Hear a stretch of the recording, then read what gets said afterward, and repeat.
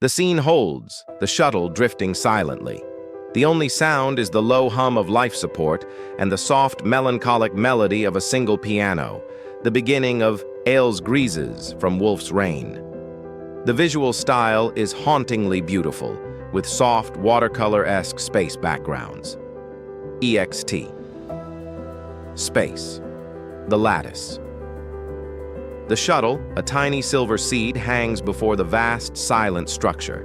It is ancient, its latticework etched with patterns that look both organic and machined.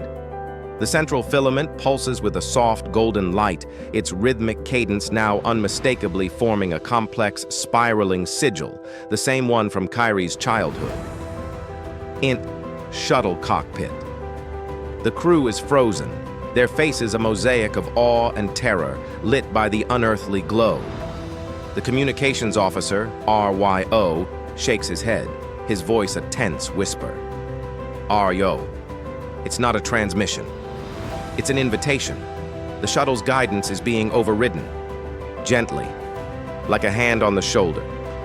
Kairi doesn't look away from the viewport. Her reflection is superimposed over the unfolding lattice. Kairi, whispering to herself, Hoshi no Michi. Grandma called it the path of the stars. She said it was a guide for the lost.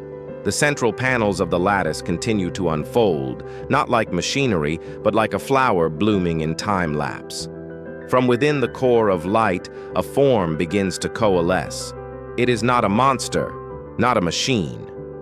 It is a silhouette, humanoid, but elongated, graceful. It is made of the same light as the filament, a being of pure energy and consciousness. The being raises a hand.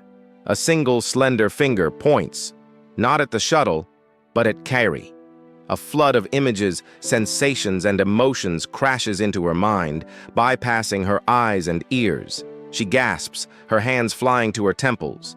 Kairi's mind, VO, overlapping rapid-fire images, a star going supernova, seeding the cosmos with dust.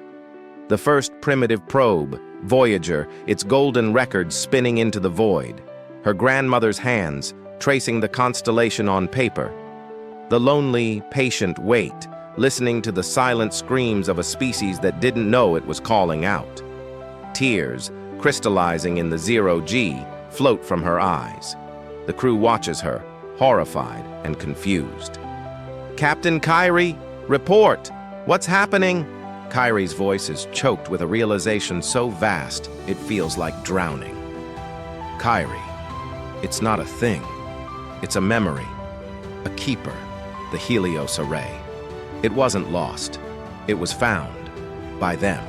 They've been curating our history, waiting for us to be loud enough to hear our own echo.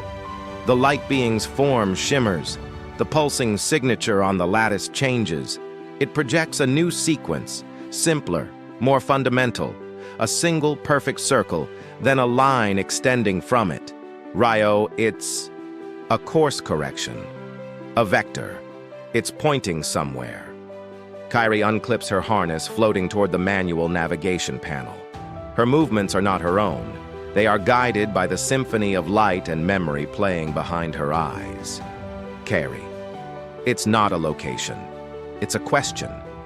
Her fingers dance across the console. She doesn't input coordinates.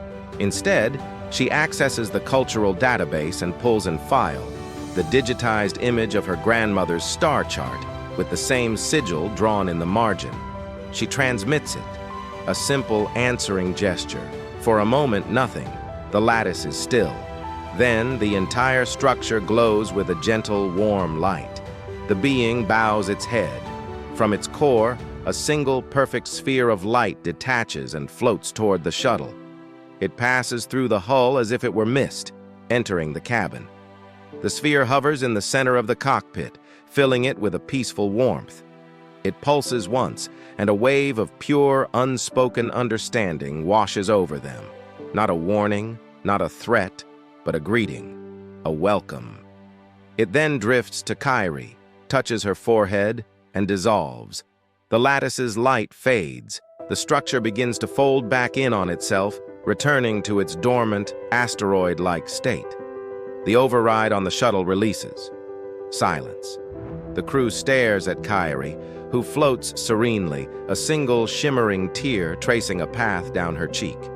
On the main viewer, the receding lattice sends one final fading pulse, the same signature, a cosmic farewell. Kairi, softly. They weren't listening for our questions. They were waiting to see if we remembered the old songs, the ones we wrote before we knew we were singing. Outside, the stars look different. Not just points of light, but countless, watching eyes. And for the first time, it doesn't feel lonely.